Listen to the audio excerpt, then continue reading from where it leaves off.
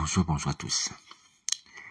J'aimerais vous dire que notre attitude actuellement porte un coup à l'œuvre de Christ à travers le monde entier. Parce que le Seigneur Jésus nous a envoyé de faire une nation et disciples. Et dans l'attitude nous sommes, que nous manifestons, étant indifférents et perdant du temps, les âmes sont encore en train de se perdre. Il y a des gens qui meurent aujourd'hui sans Christ. Pourquoi? Parce que les chrétiens ne sont pas levés. Il y a personne qui prêche la sainte doctrine. Vous prêchez, mais ce n'est pas la sainte doctrine. On prêche un mensonge. Parce que nous-mêmes, on ne l'a pas sauvé. Oui. On ne cherche pas à sauver nos vies et on ne cherche pas à sauver les autres. On va dire que c'est une double perte par rapport à l'œuvre de Christ sur la terre. Et dans ces conditions, qu'est-ce que vous pensez que Jésus Nazareth va faire de nous? Qu'est-ce qu'il va faire de nous dans ces conditions? Qu'est-ce qu'il va faire de nous? Non seulement on ne sauve pas nos vies, on ne sauve pas les autres. À quoi nous sert d'être ici sur la terre? À quoi nous sert d'être ici sur la terre? Observez ce qui se passe autour de vous.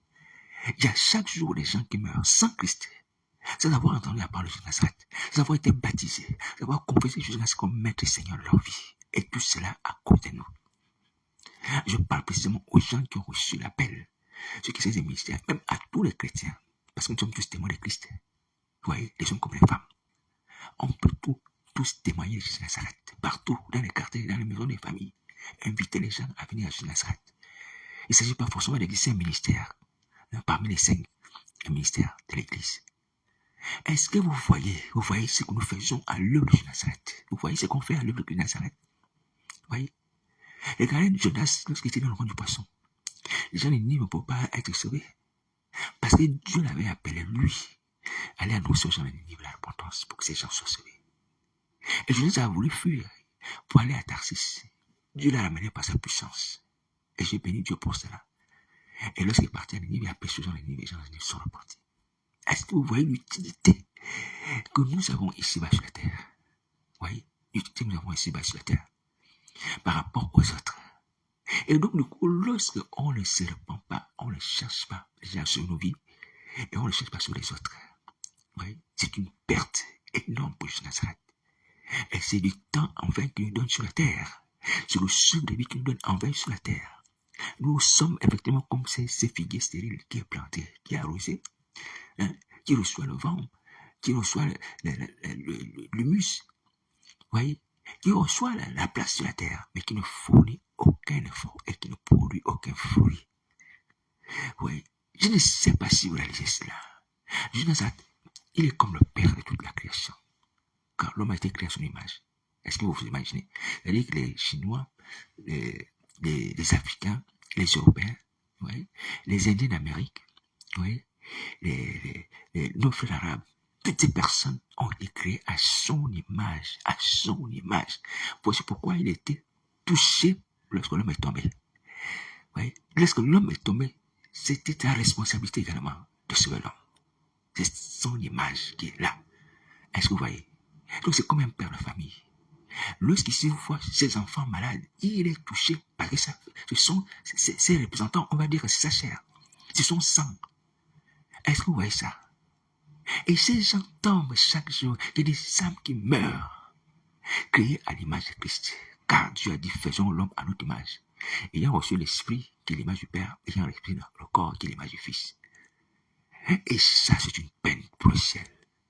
Une peine énorme. Vous voyez?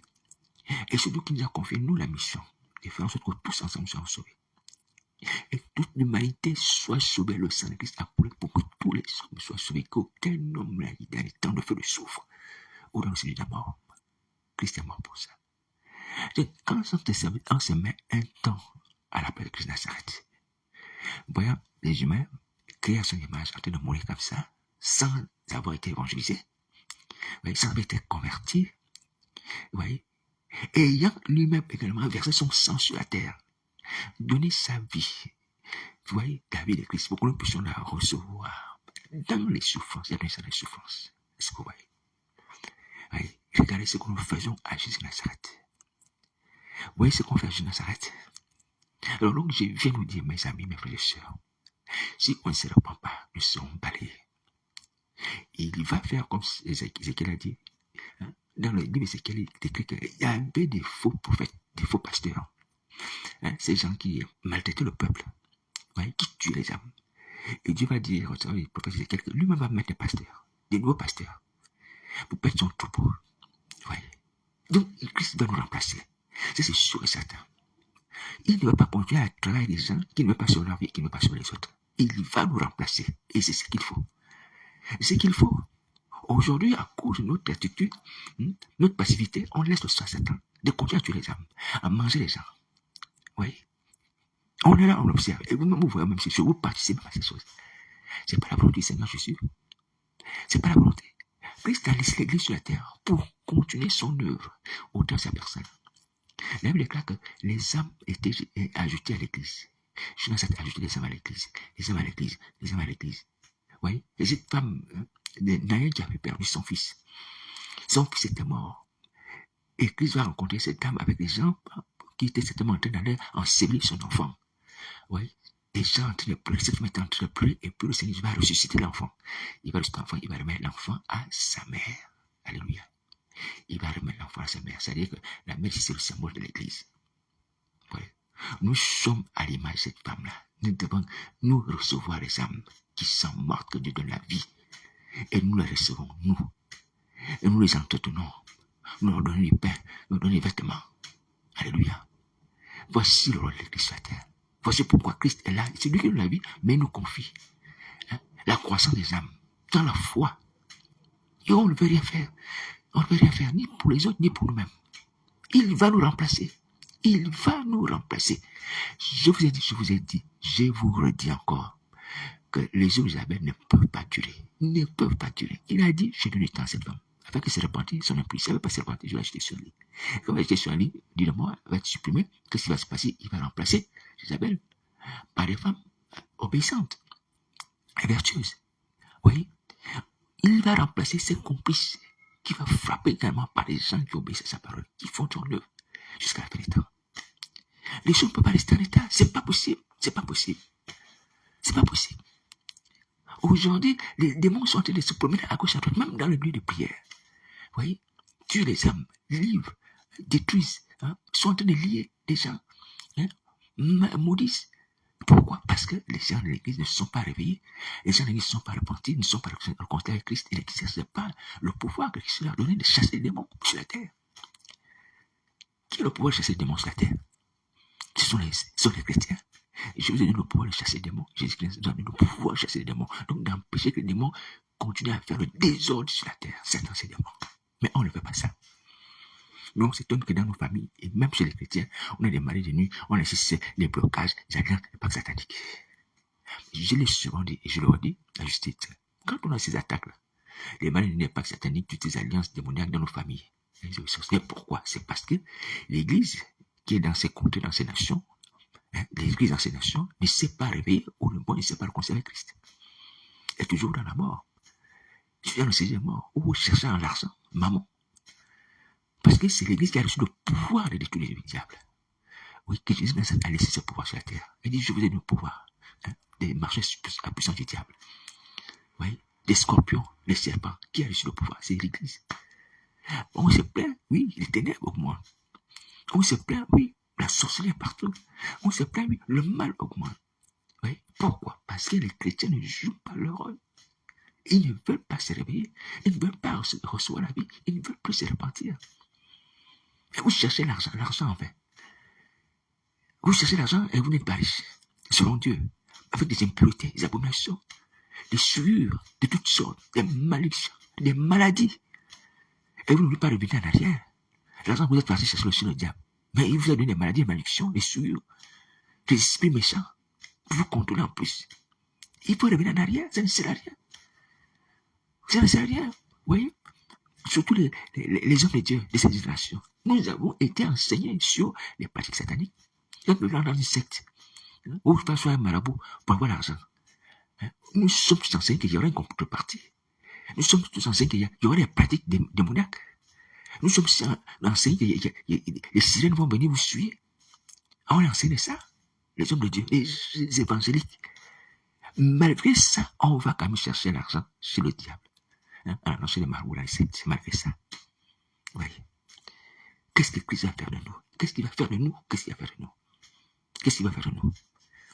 Alors, donc, je viens vous dire qu'il faut vous repentir. urgemment, il faut se repentir. Hein.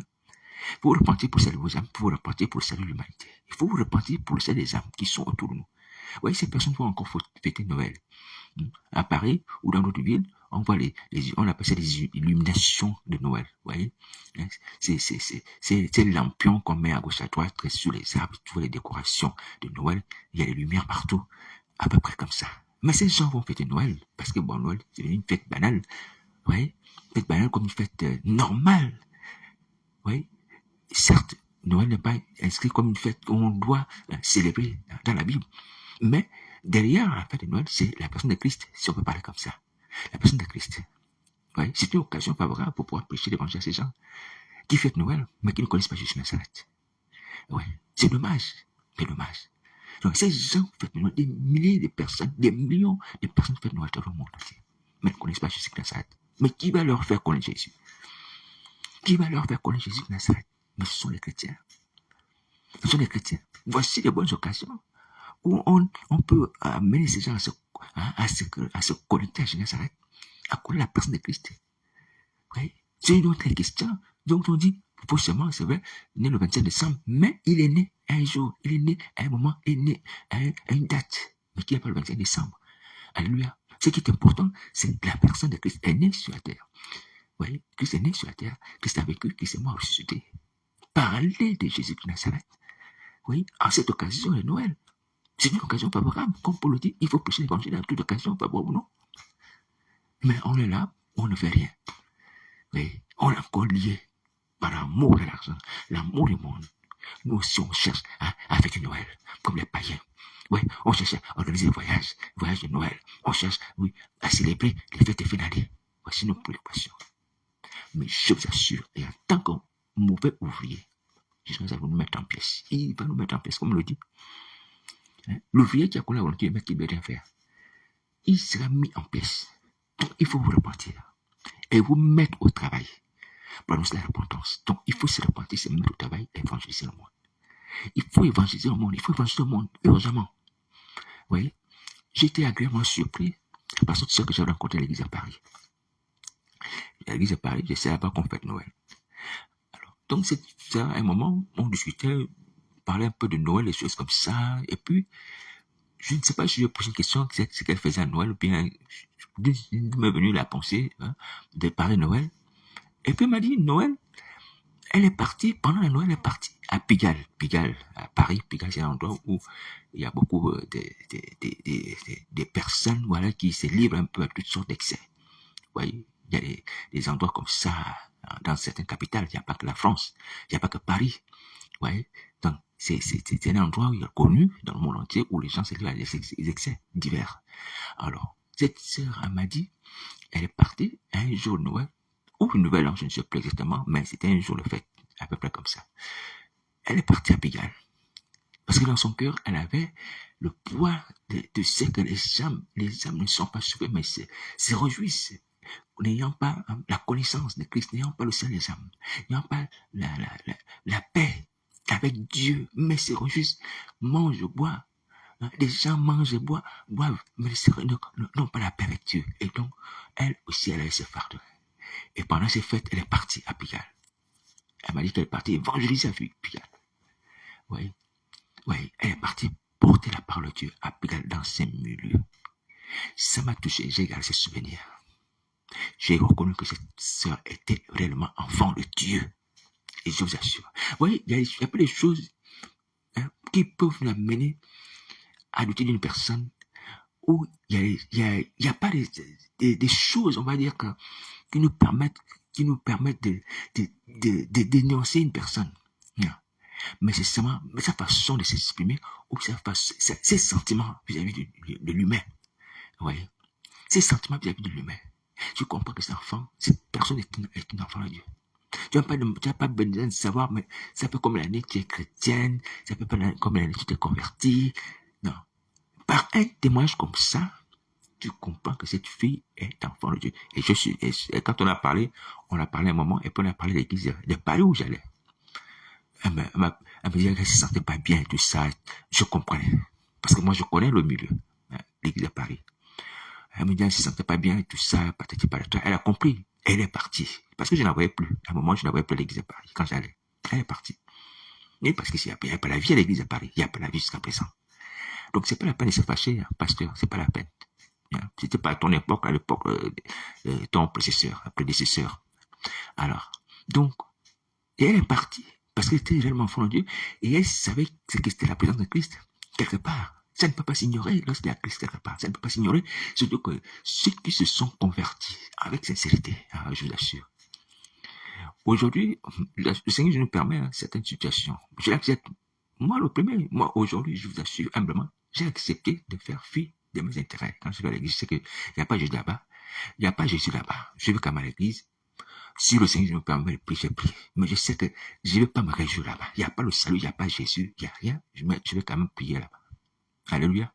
Je le sais. J'ai visité les églises simplement comme ça. Je me dis, bon, je vais pas laisser la maison, je vais quand même aller à l'église. Parce que j'ai connu ce qu'on appelle la présence de Christ dans une église. J'ai connu le salut, j'ai connu la conversion authentique. C'est pas ce qu'on fait là. C'est pas le cinéma qu'on fait là. Hein. À l'église de Paris ou ailleurs. Hein. Je vous dis la vérité. J'ai connu ce qu'on appelle les conversions authentiques, où il y avait des vrais chrétiens. Des vrais, pas l'hypocrisie qu'on fait là. Mais, j'ai dit humblement, ce n'est pas pour me lever. J'ai dit, à cause de Christ, j'ai accepté d'aller à l'église de Paris. Et j'allais là-bas, sachant que moi-même, je sais que Jésus n'est pas là-bas en esprit, en vérité. Bon, c'est juste des paroles. Alléluia. Et c'est pas une critique à adresser simplement à l'église de Paris, à toutes les autres assemblées aussi. Alors, donc, pour revenir sur la sœur, je disais que, ouais, donc, sa passion dans une prouvait qu'effectivement, quoi, celle-là était vraiment enfant de Dieu. Elle n'a pas voulu passer Noël comme les païens. Dès qu'on va manger, on va boire. Même à l'église de Paris, je sais, à l'église de Paris, on fait sur les petites fêtes comme ça. Notre assemblée aussi avec les enfants. Vous voyez? Non. Elle a eu à cœur d'aller voir les gens qui vont à Pigalle, dans des endroits un peu animés comme ça, pour leur parler de Jésus. Vous voyez? Donc, quand quelqu'un réagit comme ça, les sentiments subitement de compassion vis-à-vis des âmes qui lui viennent à cœur comme ça, mais vous n'avez pas besoin d'interroger si cette personne est enfant de Dieu ou pas. C'est le sentiment de Christ. C'est le sentiment de Christ qu'elle a dans son cœur. Alléluia. Christ a compassion de ces personnes qui sont encore aveuglées, manipulées par la chair, qui vont encore dans les passions de la chair, qui sont encore dans le paganisme. Vous voyez? Et donc, c'est pour nous dire qu'aujourd'hui, ouais, ces personnes doivent être sauvées. Doivent être sauvées. Nous devons leur parler de Jésus pour que ces personnes soient sauvées. Ces personnes qui vont à Pigalle, dans tous les endroits qui sont animés, doivent recevoir le salut. Et c'est par le canal des chrétiens. Les chrétiens doivent prêcher l'évangile. Donc, on a une responsabilité énorme vis-à-vis du monde. Vis-à-vis du monde. L'Église a une responsabilité énorme vis-à-vis du monde. Alors, voici pourquoi je viens vous prier. La page de Nazareth.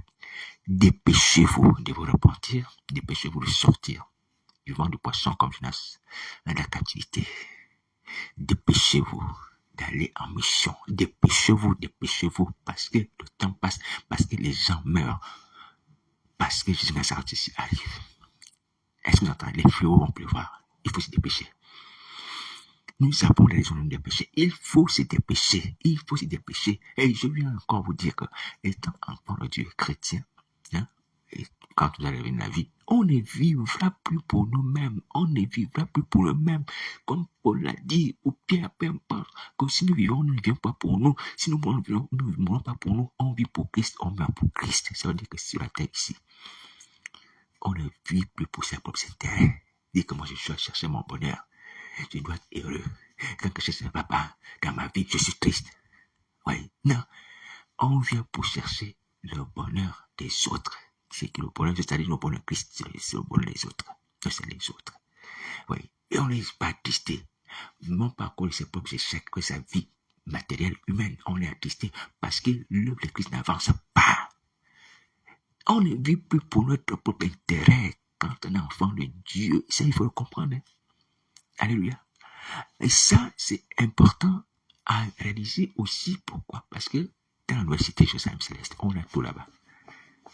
Tu n'as pas de maison sur la terre, mais tu ne vas pas être triste. Tu n'as pas de maison sur la terre. Tu as la place là-bas dans le royaume de Jésus. Dans une ville où les rues sont en or. Est-ce que tu as vu ça sur la terre? Une ville comme ça. Oui. Une ville où les rues sont en or et tu n'as rien à payer. C'est gratuit. Gratuit. Une ville éternelle. Et toi, tu n'es pas sur la terre, non, tu n'es pas un logement social, je n'ai pas comme les autres, je n'ai pas ceci, je n'ai pas un bon poste. Et tu es triste, tu es triste. C'est des personnes qui vont même jusqu'à se suicider. Comment? Inutile. Inutile. Ce sont des manières de Satan, le diable. Oui.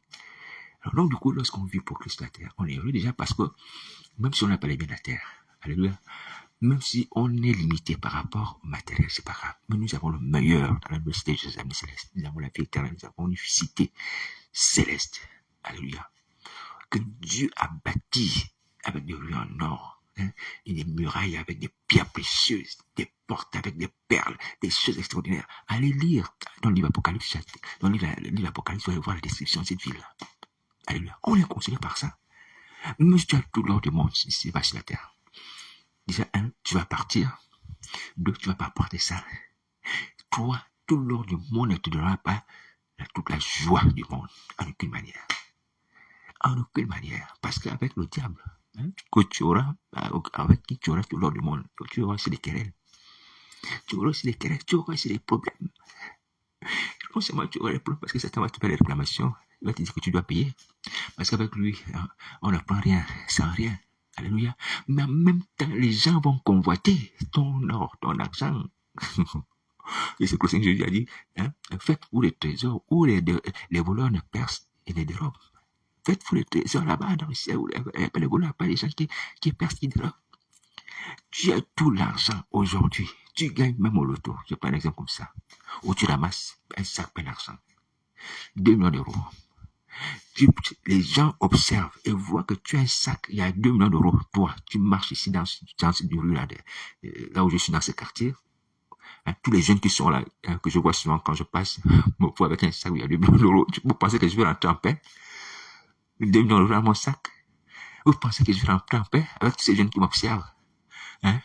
Je serai persécuté. Dès qu'on apprend que quelqu'un a eu 5 millions d'euros au loto, mais cette personne n'a pas les précautions pour se protéger. C'est ce qu'on entend. Donc, souvent, par rapport à ça, les gens vont l'envier, vont vouloir également le menacer pour prendre son argent, l'escroquer. Oui. Mais en même temps aussi, cette personne aura du mal à gérer tout cet argent. Oui. Donc, je vous assure, mes frères et sœurs, c'est pas la peine de nous accrocher au bien matériel et régenter notre vie par rapport à cela. C'est-à-dire que si on n'a pas ça, on n'est pas heureux. Moi le premier. Vous voyez, moi je fais un deuil, je dis, Seigneur Jésus, j'accepte. Alléluia. C'est bien. Il est bon que nous puissions vivre pour Christ. Il est bon. Et je crois que c'est la meilleure chose. Alléluia. Afin que nous puissions être heureux avec des biens à venir, des biens meilleurs. Alléluia. Parce que ce que tu donnes, je suis comble parfaitement nos désirs. Comble parfaitement. Personne ne peut recevoir le Dieu dire, ce que Dieu m'a donné là, je ne suis pas content.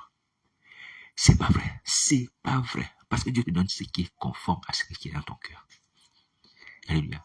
Souvenez-vous même du mariage même d'Isaac. Isaac n'a jamais vu sa femme. Mais dès que la femme est venue, il a été comblé, il était satisfait. C'est pareil comme Adam. Il ne savait pas comment était Ève, le visage. Et c'était une surprise. Il ne savait même pas que Dieu était en train de fabriquer, on va dire en griffe, il était en train de façonner une femme. Et lorsqu'il a vu la femme, il a été émerveillé. Tout de suite, il a vu l'amour. Tout de suite, il a vu l'amour. Son cœur a été comblé. Alléluia. Alors, non, c'est pour dire que Dieu sait nous combler. Parce qu'il connaît le désir. Et s'il nous donne Dieu, c'est qu'il nous fera du plaisir. C'est qu'il nous fera la joie. Alléluia. Et ce qui nous fait la joie, c'est qu'il est en haut. Oui. Donc, voici pourquoi nous devons nous affectionner aux choses en haut. Affectionnons-nous aux choses en haut. Voici les choses meilleures. Voici les choses meilleures. Donc, il faut quitter la captivité satanique. Il faut se tourner vers Jésus de Nazareth. Notre destinée n'est pas que nous devions être des esclaves de Satan, le diable. Non, Christ est venu pour nous affranchir. Tu n'es pas été créé pour que tu sois esclave de Satan. La sorcellerie t'a été donnée par ta famille, peu importe, ou toi-même. C'est pas pour que tu demeures dedans. C'est une situation passagère, un état, comme une maladie. Vous voyez, on peut avoir une maladie, même si elle est maladie incurable. C'est pas grave. Mais on peut avoir par exemple, un palu. Pendant 1 jour, 2 jours, après le palu disparaît. C'est comme ça.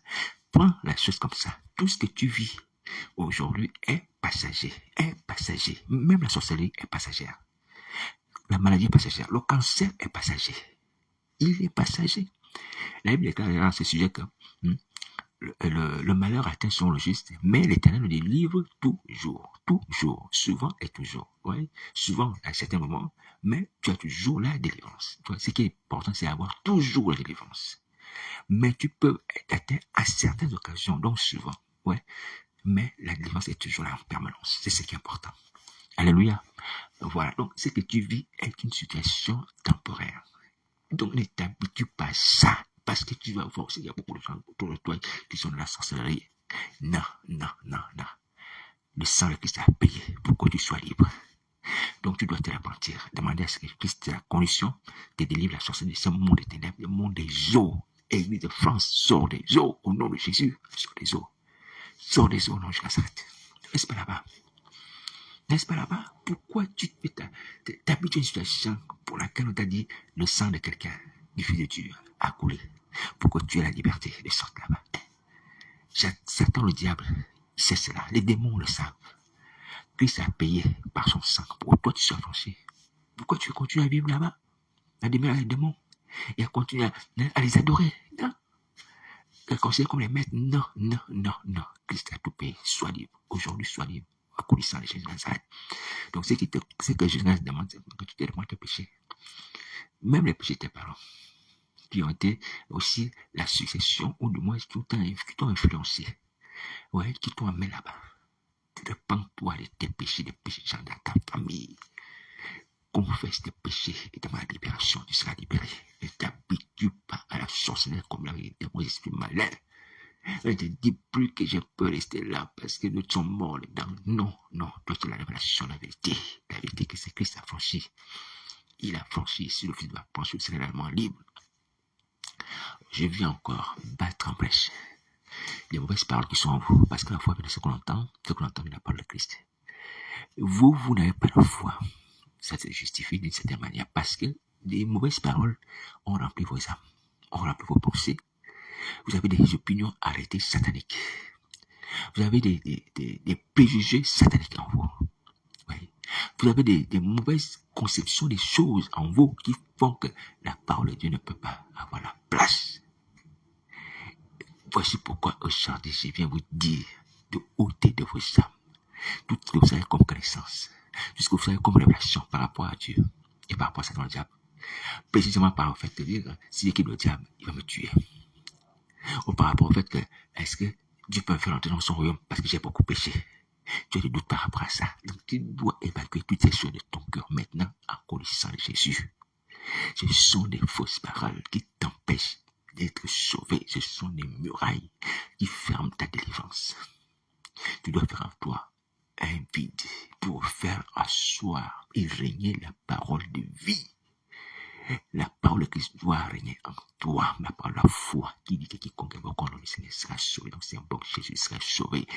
Et qui dit également, si nous confessons nos péchés, il est fier, je ne pardonne plus de l'iniquité. Donc je confesse mes péchés, je suis pas le purifié. Vous voyez, voici les paroles qui doivent aller dans ton esprit. À partir de ce soir, tu vas être sauvé. Car les paroles de Christ en toi, ces paroles dont je viens de te dire, et agis conformément à ces paroles. Tu auras la délivrance, tu auras le salut. La délivrance va s'opérer. Elle va s'opérer. Arrête d'en mettre en toi les paroles du diable et de rappeler les démons ou d'écouter ce qu'ils disent. Et la menace, arrête. Ce sont les paroles de la mort. Ce sont les paroles qui bloquent ta délivrance, ton salut. Pas les paroles de Christ, mais dans ton cœur. Ouais. C'est dommage. Vous me reprochez souvent, je ne me dis pas beaucoup la Bible, c'est vrai. Mais si vous avez les paroles de Christ en vous, il y a longtemps vous êtes délivré. Si vous avez les paroles de Christ en vous, il y a longtemps vous êtes délivré. Parce que la foi, bien ce qu'on entend vient la parole de Christ, la parole de Christ. Tu l'as entendu, tu l'as en toi.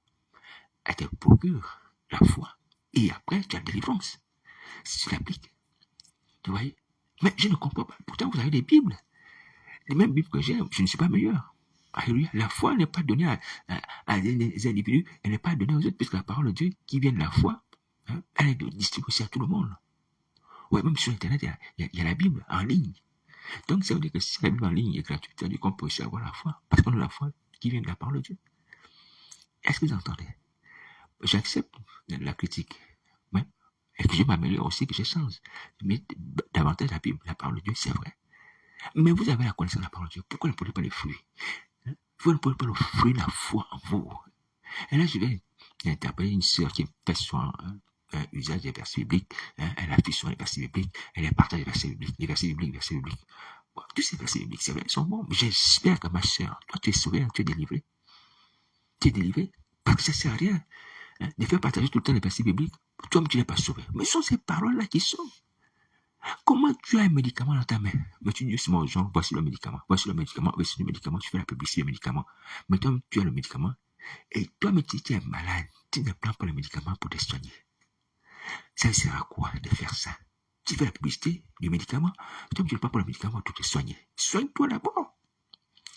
Soigne-toi d'abord. Toi-même, tu dis, ah oui, mes frères, ce médicament m'a soigné. Donc, je peux mener à juste titre faire la publicité. Et tu vas dire, voilà le médicament qui soigne. Voici le médicament qui soigne. Voici le médicament qui soigne. Prenez-le, prenez-le, prenez-le.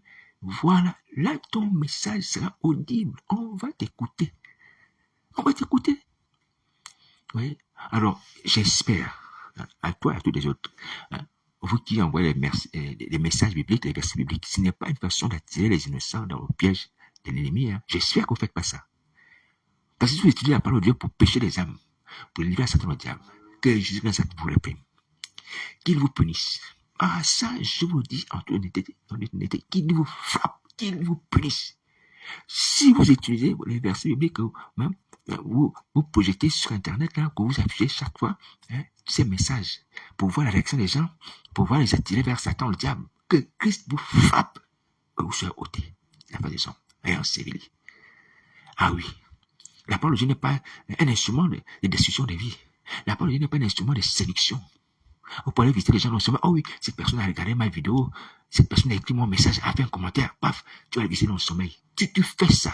Toi, ma soeur et toutes les autres personnes. Que Christ vous frappe. Qui vous frappe? Qui vous frappe? Qui vous frappe?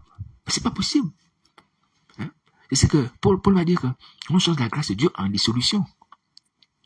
On change la parole de Dieu, qui est une parole de vie, en parole de mort. Mais c'est pas normal. Quel genre d'individu nous sommes? Quel genre d'individu nous sommes? C'est la parole que nous sommes nous-mêmes. Mais on la transforme en épée pour tuer les âmes. On la transforme en épée pour couper nos liens. Je vous assure que Christ vous frappe. Parce qu'il a dit demandez, on vous donnera. J'ai demandé à ce qu'il vous frappe. Parce que vous êtes averti. Vous êtes sans excuse. Et vous n'avez pas le droit de faire du mal aux gens. Ne vous inquiétez pas. Vous m'attaquez, c'est pas grave. Mais c'est justice. Et c'est conforme à sa volonté. Il a dit à Isabelle qu'elle ne se repent pas.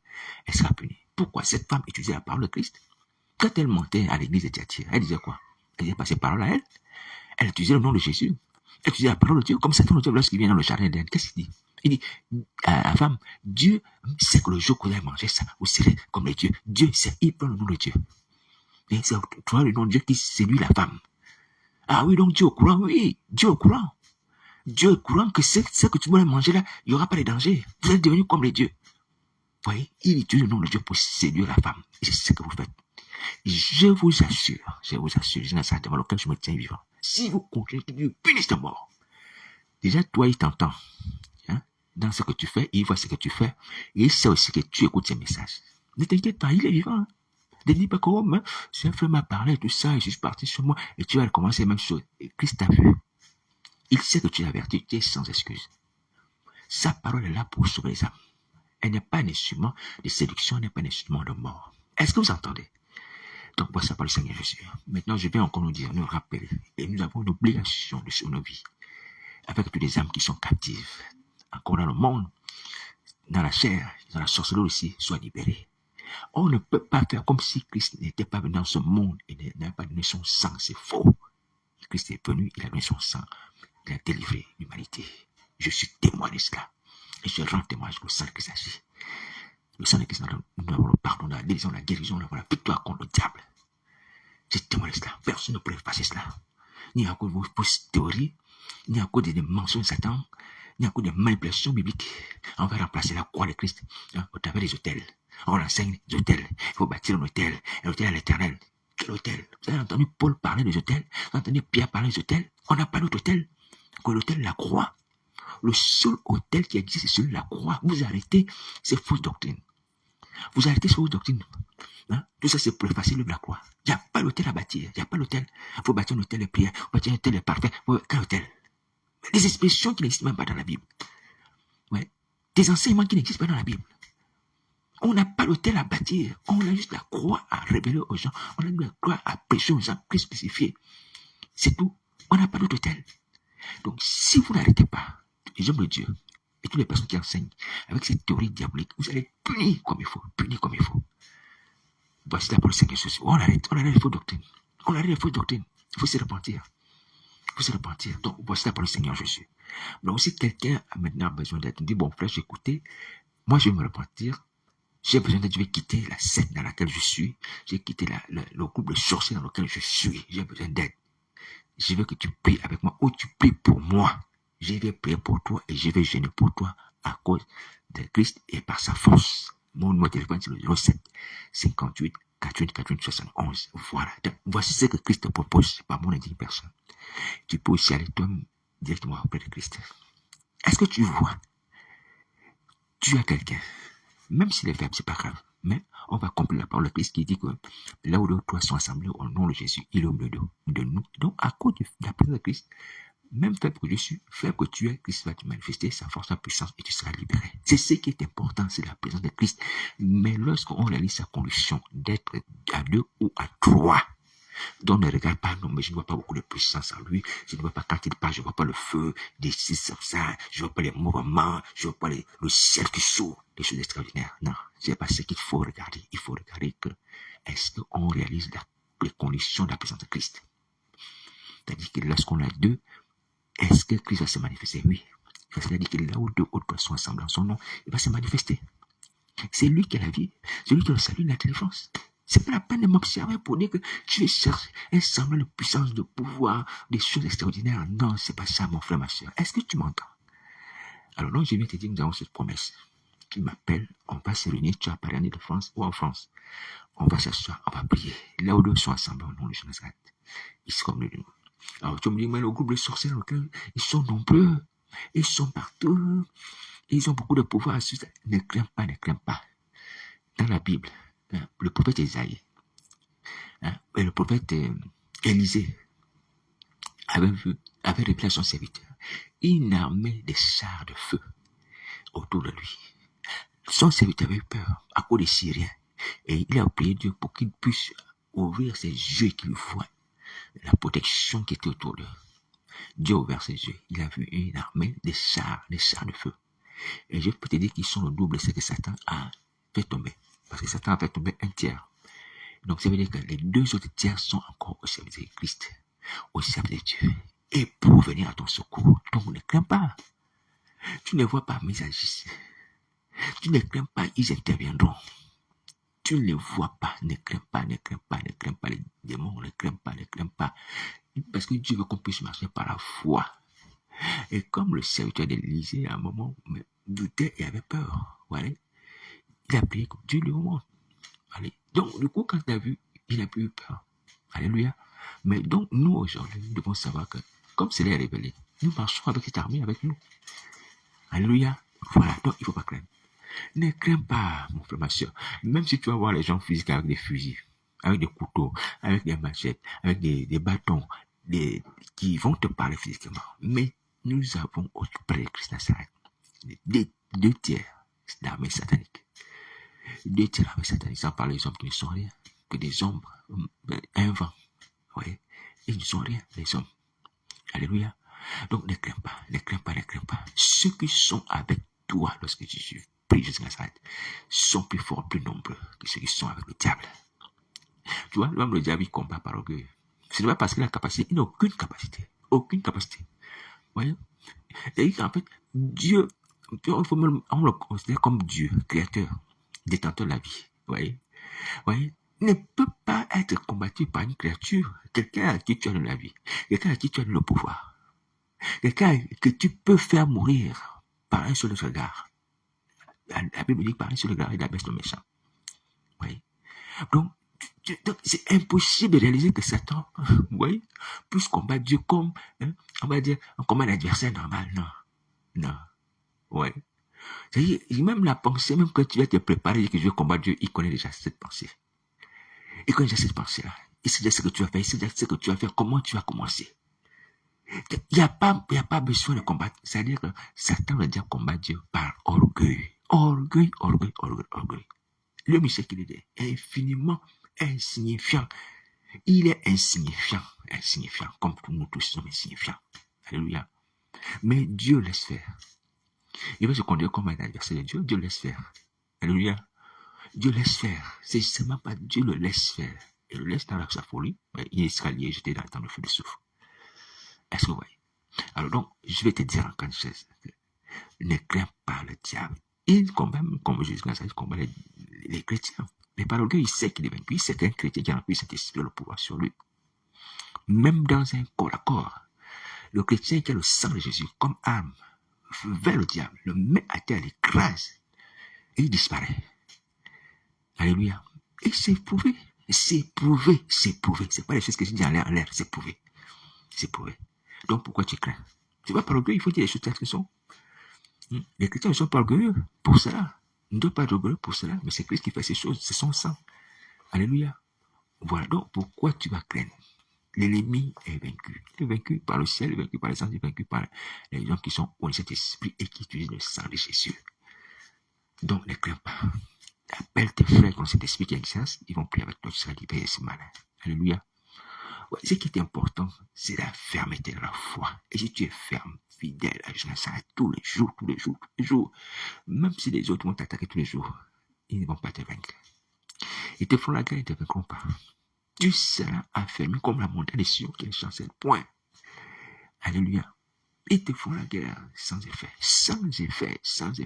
Parce que Dieu a voulu que cela. L'accord de Satan, le diable, qui n'est pas encore lié. Alléluia. Voilà. Mais c'est sans effet.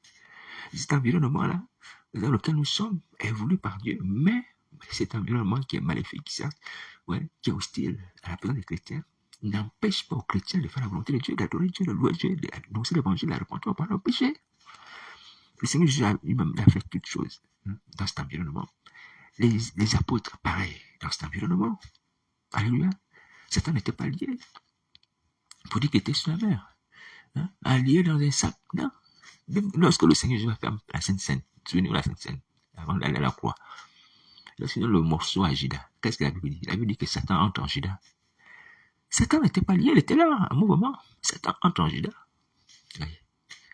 Donc, il faut faire attention. Il ne faut pas craindre. Alléluia. Il peut être là, mais sans effet. Il va observer, il va prier, il va écouter, mais c'est sans effet. Sans effet. Pourquoi? Parce que la puissance, le royaume ne se consiste pas par là, mais la puissance est du côté de Jésus. La puissance est du côté de Jésus. C'est-à-dire que lorsque Jésus dit quelque chose, même si les ennemis ont observé, ont entendu, c'est ce qu'il veut dire, ont mis des pièges. C'est sans effet. Regardez encore lorsque le Seigneur Jésus est mis au tombeau.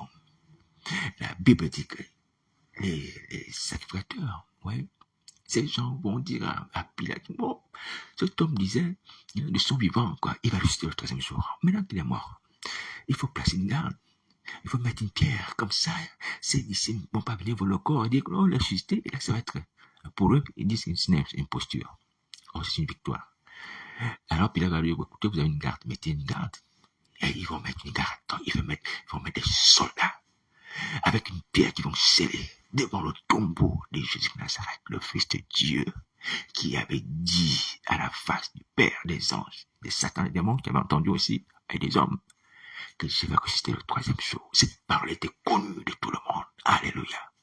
Alors, qu'est-ce qui va se passer le troisième jour? Est-ce que la parole va se réaliser? Est-ce que le tombeau sera vaincu? Est-ce que la pierre sera roulée? Et la Bible dit que lorsque ce jour arriva, le troisième jour arriva, alléluia, et non, resplendissant descend du ciel, il a roulé la pierre. Les soldats qui étaient là ont tremblé, ils avaient peur. Ils étaient devenus blêmes, comme morts pétrifiés par ce qu'ils avaient vu. Alléluia. Le tombeau avait été ouvert le troisième jour, comme le Fils de Dieu l'avait dit. Sa parole qui avait été combattue s'est réalisée. Sa parole qui avait été combattue s'est réalisée, mes amis. Mes amis, Jésus de Nazareth n'est pas un petit Dieu, mes amis. Jésus de Nazareth n'est pas un petit Dieu, même mort. Sa parole continue à avoir l'effet. Alléluia. Mes amis, lorsqu'il promet, il réalise. Lorsqu'il dit, la chose s'accomplit. Mes amis, venez à Jésus de Nazareth. Satan peut entendre les paroles, mettre des blocages, mais lorsque le temps de la réalisation se pointe, lorsque le temps est là, la parole s'accomplit. Même s'il n'y a pas un homme pour agir, les anges vont descendre. Parce que la parole ne peut pas laisser sans effet. C'est la parole du Fils de Dieu. On doit l'exécuter. Elle doit s'accomplir. Alléluia. Oh Seigneur, que ton nom soit béni. Que ton nom soit béni. Mais jamais pourquoi craigner. Satan a écouté les choses sur ta vie. Hein. Je le répète encore, ce que j'ai dit hier ou avant-hier au sujet des gens de France. Satan écoutait que Christ a un projet de délivrance de tous ceux qui sont tombés en France. C'est pour ça que je suis ici humblement, sans être meilleur, sans être à la hauteur, mais par sa grâce. Alléluia. Christ a un projet de délivrance, l'église qui est tombée. L'église de France. Je vous le dis, je vous le répète, Christ a un projet de délivrance pour vous, il a annoncé. Bon, le diable, comme à son habitude, parce que c'est l'adversaire, il cherche jamais des obstacles. Alléluia. Il dit, peu importe ce qu'il vous fait là-bas, je ne sais pas ce qu'il vous fait, mais certainement, il fait aussi son œuvre d'opposant. Ah oui? Donc, il met ces mêmes obstacles pour que la prophétie qui est dite sur vous, la libération des chrétiens de France ne se réalise pas. Mais je vous ai dit, je vous l'aurais dit, à cause de la résurrection de Christ au troisième jour, c'est peine perdue. Parce que Christ, alléluia, qui était dans le tombeau, on avait mis la pierre pour l'empêcher de sortir du tombeau et sortir le troisième jour. La pierre était roulée. Et je viens te dire, Église de France, tu vas sortir des eaux. Tu vas sortir de ce tombeau qu'on appelle la mer. Ces milieux marins, tu vas sortir de là. Parce que le temps de sortir est arrivé. Le temps de sortir de là est arrivé, je t'ai dit. Le problème, toi, Église de France, le problème, c'est toi, Église de France, c'est parce que tu ne t'élèves pas. Tu ne t'élèves pas. Christ a déjà dit, sors, la pierre a été roulée. Elle a été roulée, la pierre a été roulée. Je t'ai dit, la pierre a été roulée. Le voile est déchiré. Sors maintenant comme Lazare. Sors maintenant. Sors. Viens vers ton maître. Viens vers Jonathan. Sors. Lève-toi. À partir du moment, écoute, Église de France, à partir du moment où tu vas te mettre debout, tes liens vont tomber. Si tu étais attaché, si tu étais bloqué, à partir du moment où tu te mets debout, tu vas sentir qu'il y a des choses qui tombent de toi, qui disparaissent tout d'un coup. Dès que tu vas te mettre en mouvement, je te dis la vérité, tu vas voir que ta vie change en l'instant même. Donc je dis, Seigneur, je viens vers toi. Seigneur, je viens me repentir.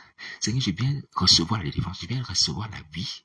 Je viens maintenant je viens devenir enfant de Dieu. Les choses vont changer dans ta vie en l'instant. En l'instant. Comme c'est dit le peuple lorsqu'ils ont accepté d'aller faire le sacrifice comme Moïse prescrivait sur la lèpre. C'est dit le peuple ont crié après Jésus Nazareth. Jésus fit d'avoir pitié de nous. Jésus a dit, bon, allez montrer le sacrificateur, témoigner, allez présenter le sacrifice. Lorsqu'ils sont allés en chemin, qu'est-ce qui s'est produit? La lèpre a disparu. La lèpre a disparu. À partir du moment où ils ont tourné le dos, ils ont tourné, ok, d'accord, Seigneur, nous partons. C'est moi qui rajoute cela. Nous partons, sans changer, bien entendu, le sens d'histoire. Nous partons vers le sacrificateur. Et donc, quand ils allaient, la lèpre avait disparu. Pourquoi? Parce qu'ils avaient pris l'engagement, ou ils s'étaient mis en mouvement, voilà, ils s'étaient mis en mouvement pour appliquer la parole de Christ. Et aussitôt, sans que Christ n'ait crié là-bas, que vous soyez libérés, votre lèpre, il n'a même pas crié. La lèpre a disparu. Je viens te dire que Christ va fonctionner comme ça avec toi, Église de France. Christ va fonctionner comme toi, comme ça avec toi. Dès que tu te mets debout, tu dis, Seigneur, je me lève. Je viens vers toi. Tu vas voir que les choses vont commencer à changer dans ta vie. Peut-être que les esprits malins vont se mettre aussi en mouvement parce qu'ils vont voir l'ascension, parce qu'ils sont aux aguets. Satan est aux aguets, parce qu'ils m'observent. Ils sont aux aguets tous les jours. Mais c'est sans effet à cause de Nazareth. C'est sans effet. Il peut m'exprimer, c'est sans effet. Levez-vous, allez vers Christ, vous aurez la délivrance. À partir du moment où tu te mets en mouvement, ta délivrance aussi commence là. Elle commence là. Elle peut être partielle. Elle peut être progressive, elle peut être totale, mais à partir du moment où tu dois te mettre debout, dis Seigneur, je viens vers toi, Jésus Nazareth. Tu dois libérer. Regarde le fils prodigue. Lorsqu'il a pris l'intention dans son esprit, j'irai vers mon père. Il s'est levé, il est parti. Qu'est-ce qu'il a retenu? Rien. Rien n'a retenu. Même pas le propriétaire des pourceaux. Ah, pourquoi tu pars? Reste encore ici. On a besoin de toi. Je vais te payer. Peu importe. Hein? Même les femmes avec qui il s'est livré à une publicité là-bas, ne l'ont même pas retenu dans ces pays de misère. Il a dit, j'irai vers mon père. J'irai vers mon père. Et il est parti vers son père. Il est arrivé. Il n'y a pas eu d'obstacle. Est-ce qu'il y a eu un obstacle? Non. J'ai entendu quelque chose, un lion l'a tué en chemin? Non. Oui, parfois il arrive que quand tu quittes un endroit pour aller dans un endroit, hein, tu peux avoir un accident, un lion peut survenir te tuer en chemin. Oui, un lion l'a pas tué en chemin. Il n'y a pas d'obstacle. Dès que tu vas dire que je quitte le monde des ténèbres, je quitte la confrérie de sorcellerie dans laquelle je suis, je quitte la loge dans laquelle je suis, la secte, je quitte hein, le cercle mystique dans lequel je suis, pour venir à Jésus. Pas pour aller dormir à la maison, hein, pour venir à Jésus. Parce que j'ai écouté son appel. J'ai libéré. Automatiquement, les anges aussi se mettent en mouvement pour accompagner ta libération. Pour t'accompagner jusqu'à ce que tu arrives à Christ à confesser le péché. Tu as déjà l'intention dans ton cœur. L'intention signifie l'action. L'intention de l'action devant le trône de Dieu. Pourquoi tu perds le temps? Pourquoi tu perds le temps? Avec l'intention déjà, je t'assure, la libération commence. La libération commence. Voilà. Donc, voici la parole du Seigneur Jésus. Levez-vous, Église de France. Je vais revenir sur ça. Seigneur, merci de m'avoir rappelé dans cet épisode, état de résurrection, 3e jour. Je vais revenir sur ça pour vous encourager. Si vous ne faites pas l'effort ce soir. Mais je vous assure que vous pouvez lire cette partie de la parole de Dieu où les principaux sacrificateurs, les juifs et toutes ces personnes-là vont demander à ce que la garde soit autour du sépulcre du Seigneur Jésus pour empêcher qu'il ressuscite. Parce qu'ils ont entendu. Oh Seigneur Jésus, combien tu es grand. Alléluia. Ils ont entendu les promesses sur ta vie. Ils ont entendu. Moi, je ne vais pas prêcher sur le mariage. Là, pour l'instant, c'est pas le mariage. Hein. Alléluia. Pardonnez-moi, mes soeurs. Faut pas dire que, ah, toi, tu te prêches pas sur le mariage. Oui, je sais, j'en ai parlé déjà. Alléluia. Mais là, il s'agit de ça, les âmes. Parce que les gens vont dire, oh, mais ton mariage est bloqué. Ton mariage va se débloquer. Ton mariage est bloqué. Tes enfants sont bloqués. Tu vas enfanter. Non, non, là, il s'agit d'appuyer sur les âmes. Parce que c'est marier dans une situation comme ça, c'est pas bon. Mettre le mariage en avant, c'est pas bon. Même si c'est aussi une situation pénible. Je le conçois, j'en ai déjà parlé. Hein?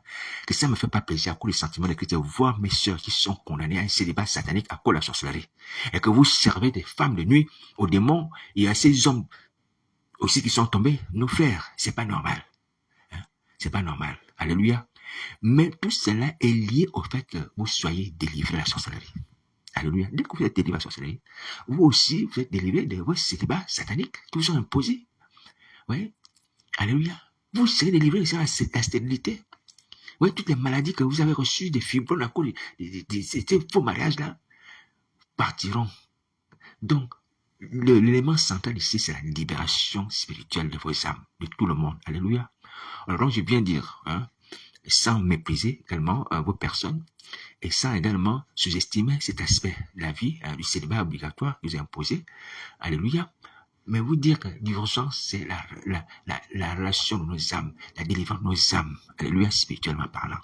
Alors donc, je viens dire au nom de Nazareth, même si le diable a entendu les promesses de défense de ta vie, Église de France, et là, je ne fais pas de distinguo entre les noirs, les blancs, les jaunes, les rouges, peu importe les couleurs, les races, comme on parle sur la terre. Là. Je parle de l'Église de France. L'Église de France, c'est une multitude de nations, une multitude de langues. Alléluia, peu importe qu'ils soient français ou autres. Voilà, tout ce qui font partie de l'Église de France. Je viens de dire au nom de Nazareth que si vous vous repentez, aujourd'hui c'est libéré. Même si le diable a entendu qu'il y a une promesse de défense à l'Église de France, que Christ vous a permis d'entendre de mon indigne personne sur YouTube, sur Facebook, vous serez libéré. Voici pourquoi je suis ici. Voici pourquoi j'ai cette page Facebook. Voici pourquoi j'ai cette chaîne YouTube. C'est pour vous faire comprendre que Christ a choisi, Christ a aimé, Christ vous a désiré comme enfant de Dieu, mais enfant affranchi, et qu'il vous aime et veut vous voir libre. Alléluia. Les gens de France, prenez ces paroles en considération, je vous l'habilité. Prenez ces paroles en considération. Vous n'allez pas mourir la captivité, non. Vous n'allez pas mourir la captivité. Oui, moi aussi, je suis malheureux, misérable. Je me dis, Seigneur, mais ça fait du temps que je suis là. J'ai besoin de repentance. Les pasteurs, oh Dieu, vous me connaissez, vous m'entendez? Oui. Pourquoi vous ne réagissez pas? Vous me voyez que je ne suis pas un imposteur. C'est pas pour dire que je suis quelqu'un de bien. Mais au moins, dans ce que je vous dis, c'est la vérité. C'est la vérité. Christ est venu, tellement, mon dit personne, vous dire que votre délivrance est possible. Votre délivrance est possible. Alléluia. La fin de la captivité dans la mer, c'est ces mieux-là que Christ m'a montré. Est fini. Et j'en ai parlé encore une fois de plus, il y a quelques temps. Je disais que mes voisins, je peux parler comme ça, avec qui j'étais au séminaire franciscain, je les ai vus sous la mer. Sous la mer. Alléluia. C'est une révélation de Christ. C'est nous tous, mes amis, je ne suis pas meilleur, mais simplement pour nous faire connaître la réalité des choses. Et que notre délivrance est possible. Alléluia. Notre délivrance est possible. Elle est possible. Elle est possible. Donc, nous ne nous habituons pas à cet état de fait, de sorcellerie qui est passager. Là, j'ai pris l'exemple d'une maladie qui peut nous atteindre un moment, mais qui peut partir. La belle-mère de Pierre avait la fièvre et puis elle était guérie de la fièvre. Alléluia. Donc, voici la parole de Christ. Mes amis, mes frères et sœurs, pasteurs, apôtres de France, pasteurs de l'église de Paris, s'il te plaît, toi et tes condisciples, on parle de condisciples, collègues, prenez garde à vos vies, sauvez vos vies, sauvez vos vies, sauvez. C'est l'éternité qui est en jeu. Pasteur, c'est l'éternité, l'éternité, l'éternité. Il ne s'agit pas un jour, 2 jours, il s'agit d'éternité. Vous voyez? Si on est dans cette situation de captif, vous voyez? Je vous assure, on va regretter pourquoi on est même né. Et les gens vont en vouloir à leurs parents, mais pourquoi tu ne m'as pas avorté? Pourquoi il fallait m'avorter? Oui, mais c'est pas la faute des parents qui ne sont pas avortés. C'est parce que nous, on a refusé d'entendre le message de Christ. Alors donc, je viens vous dire, vraiment vous supplier, réalisez que c'est l'éternité qui est là. L'éternité dans les flammes, l'éternité dans les pleurs, l'éternité dans les cris. C'est pas un amusement, mes amis, mes frères, pasteurs, apôtres, c'est pas un amusement. Les gens du Gabon, d'ailleurs, c'est pas un amusement. Arrêtez de chercher la gloire du monde, des choses comme ça, constatation, de faire des fêtes, de monter des couples. Ah, mais je suis marié, comme j'ai vu les photos tout à l'heure, d'un pasteur du Gabon, qui fait partie de ma liste d'amis. C'est pas la peine. L'éternité, l'éternité dans le feu, c'est ça qu'il faut chercher à être délivré. Il faut chercher la délivrance, l'éternité dans le feu. Alléluia. Et les portes du paradis nous sont encore ouvertes aujourd'hui. Donc faisons ça, faisons ça. Et je vais rappeler la première chose au départ, à cette exhortation, ce sont les gens du monde. 8 milliards d'individus sur toute la planète qui ont droit aussi à l'éternité avec Jésus et qui ont droit au salut. Mais ce salut leur reviendra, les Jésus Nazareth, bien entendu, au terme de nos personnes. Parce que nous sommes les envoyés de Jésus. Donc dépêchons-nous de sauver nos vies et d'aller amener les autres aussi à Christ, les amener à Christ. Ah Seigneur Jésus, dépêchons-nous. Mon numéro de téléphone, c'est le 07 58 48 48 71. Je suis joignable. Alléluia, je suis joignable. Donc, il n'y a pas de problème. Si vous êtes disponible, mais si vous êtes sincère, on va prier. On va prier. Bon, arrêtez de vous dire, bon, on n'a encore vu personne, elle le voit. Donc, peut-être que, je suppose, peut-être que vous dites, non, bon, on attend de voir qui le premier va l'appeler, avec qui il va prier, ce qu'il va faire avec cette personne sera délivrée, tout ça. Si toi, tu as le désir de prendre contact avec moi, viens me voir, tu seras la première personne, on va prier ensemble. Alléluia. On va prier. Tu seras délivré. Je t'ai dit, tu seras délivré. Pourquoi? Tu seras délivré parce qu'on va accomplir la promesse que Jonas a faite. Il dit que là où 2, 3 sont ensemble, sont le milieu d'eux. Donc, comme le milieu d'eux, il agira. Alors, tu peux avoir la certitude. Et comme cette œuvre vient de lui, il agira. C'est pas une imposture. Je suis pas venu vous mentir. C'est une vérité. Vous serez délivré. Donc, toi, tu as ces désirs. Ne regarde pas les autres. Qui hésitent, qui observent, qui veulent avoir l'épreuve. Oh, est-ce que vraiment Christ délivre? Ou est-ce que Christ peut l'utiliser? Vous voyez, des choses comme ça. Toi, tu te dis, viens, on va prier. Alléluia, viens, on va prier. Viens, on va prier, mon frère, ma soeur. Viens, on va prier. Pour ceux qui sont les sœurs, attention, vraiment, il faut venir avec un esprit sincère. Pas avec l'esprit d'Isabelle. Ou du moins avec les intentions d'Isabelle. Alléluia. Nous sommes dans les temps de la fin, mes amis, mes frères et sœurs. Nous sommes dans les temps de la fin. Nous sommes au mois de décembre, bientôt janvier 2026. Ah, Dieu, intéressant. Voici, l'année 2005 va partir comme ça. Cette année va finir comme ça. Vous voyez? Cette année va finir comme ça encore. sans délivrance, sans changement, sans restauration. Non, non, non, non, non, non, non, non, non. Il faut agir urgemment. Donc, je suis joignable. Sinon, voyez un frère de cet esprit qui exerce, qui est appelé Dieu, qui est fidèle. Vous connaissez ces personnes. Ou allez-vous au pays de Nazareth, mais ne restez pas là. Donc, voici la parole du Seigneur Jésus. Et je viens encore nous dire ce qui fâche.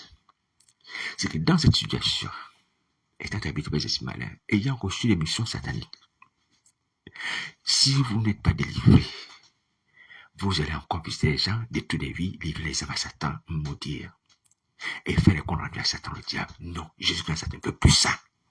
Il ne veut plus ça. Est-ce que vous entendez?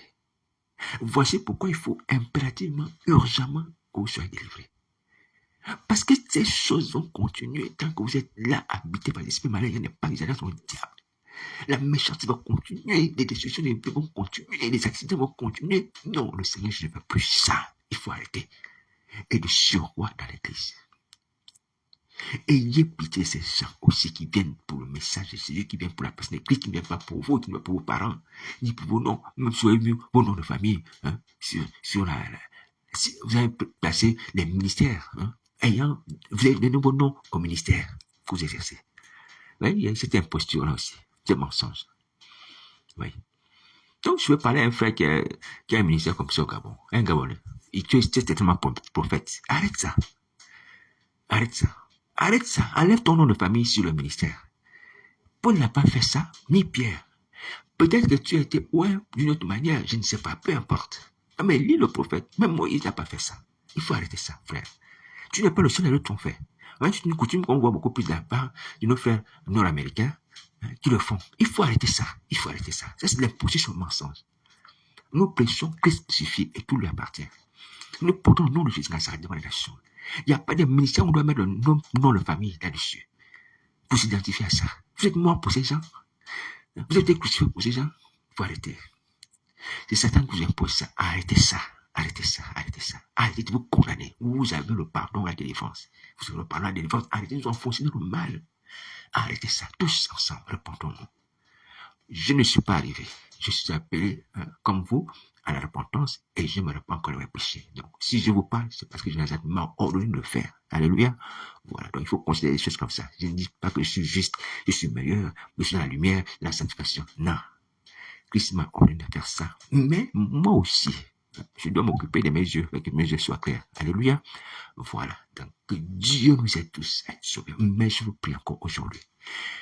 Que ce jour soit un jour nouveau pour chacun d'entre nous. Que personne n'aille encore dans le monde des ténèbres de tous les vies humaines. Que tous nous soyons libérés aujourd'hui, à l'instant, après avoir écouté ce message, il ne s'agit pas d'attendre. Sachant que Satan, il vient toujours ôter la parole qui a été sémée dans les cœurs. C'est ce que le Seigneur nous dit. Vous voyez? Dès qu'une parole a été sémée, il vient ôter. Agis aussitôt. Parce que la parole que tu entends est puissante. Parce que Jésus Nazareth vient sur ta parole pour accomplir. Si nous confessons nos péchés, il est vrai, je ne pardonne plus vite iniquité. Il est prêt à agir, intervenir dans ta vie. Alors, je viens aussi préciser une chose. Le diable, s'il vient te donner une mission, prendre ma personne, séduction, persécution, mort, empoisonnement, accident, accusation, arrestation, manipulation, peu importe, tout ce qu'il peut te faire, donner comme mission quand ma personne refuse.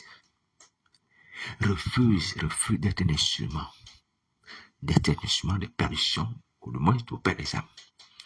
Un instrument de perdition et un instrument pour perdre les âmes. Refuse cela. Alléluia. C'est sans effet. Je te dis que c'est sans effet. Tes yeux comme ma personne, c'est sans effet. Je ne mourrai pas, je vivrai, je rencontrerai les œuvres de Christ. Parce que celui qui est en moi est plus grand que celui qui est dans le monde.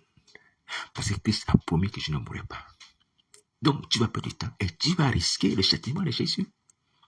Parce qu'il va se mettre en colère vis-à-vis de toi. Il est en colère déjà à cause de tes œuvres. Et toi, tu veux encore faire mourir ou détruire les gens qui prêchent l'évangile de Jésus. Attention, mais là, tu es en train de pousser le bouchon trop loin. Trop loin. Il est déjà patient. Il supporte déjà ce que nous faisons le mal. Mais toi, tu veux faire taire encore ceux qui prêchent la repentance. La repentance que Jésus a ordonné de faire, de prêcher pour ton salut. Pour ton salut d'abord, pour ton salut. Et pour le bien des autres et pour sa gloire. Non, il ne faut pas abuser. Il ne faut pas abuser la grâce de Christ. Tu vas mourir. Je te dis, tu vas mourir. Il y a une colère vis-à-vis de nous, une colère. Je suis sûr que le Seigneur m'a pas eu 2 anges qui descendent du ciel. Ils étaient en colère, il y a une colère. Oui, les gens qui lisent les gens. Les gens les voient, les femmes qui les envoient. Le ciel peut se réjouir de ça, non? Les hommes de Dieu qui ont la Bible la journée, mais la nuit, ils ont des fourches sataniques. Comme des grosses fourchettes que vous fracassez les crânes. Les gens, ah Seigneur Jésus. Mais on est là, vous salue. Frère, bonjour. Oui, ça va. Que Dieu te bénisse, que Dieu me bénisse, et tout ça. Mais la nuit, tu as une grosse fourche satanique. Comme une fourchette. Qu'on pique dans la viande. Mais c'est avec ça que tu ouvres le crâne des gens. Des âmes comme ça. Tu le fais depuis des années. Ah, Seigneur. Mais, Christ demande simplement de reporter d'arrêter ça. Tu me prends en considération comment tu es méchant. Hein? Vois comment tu es méchant. Vois comment tu es méchant. Vois comment tu es méchant. Vois comment tu es méchant. Donc, c'est pas la peine de se fâcher. Il faut se repentir. Tu as le pardon des péchés, comme moi aussi je le pardon des péchés. Alléluia. Nous sommes tous égaux, hein, pécheurs. Mais il faut arrêter de faire le mal. Donc, si tu racontes le mal que j'ai fait, oui, je le connais. Mais il faut se repentir, c'est tout. Il faut se repentir. La seule différence entre toi et moi, c'est la repentance. Je ne suis pas encore arrivé, bien entendu. Ce que Christ demande de nous, c'est la repentance. Tous, tu peux être pardonné. Comme moi aussi j'ai été pardonné, et je suis encore pardonné. Alléluia. Donc, voici la parole de Nazareth. Donc, appliquez maintenant ce que nous demande aujourd'hui de nous repentir. Bon courage.